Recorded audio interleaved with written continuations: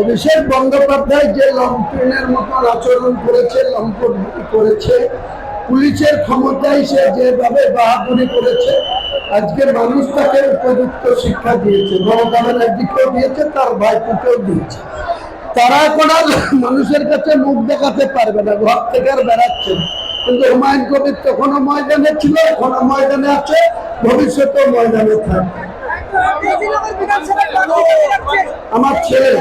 আমার ছেলে গোলাম নবী আজাদ ওরফে রবি,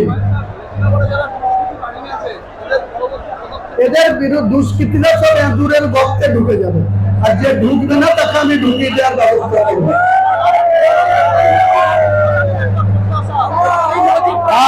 আপনি দুষ্কৃতীরা দূরের গর্তে ঢুকবে, যদি ঢুকে যায় ভালো, না ঢুকলে হুমায়ুন কবির জানে এদেরকে কি করে দূরের গর্তে। বাবরি মসজিদের কাজ তো চলছে, 15 তারিখ থেকে আরো বেশি। 15 তারিখে আমি রিজাইন দিয়ে আসার পর 16 তারিখ বা 17 তারিখ থেকে পুরো দমে আমি ওখানে থেকে বাবরি মসজিদের কাজের গতি আরো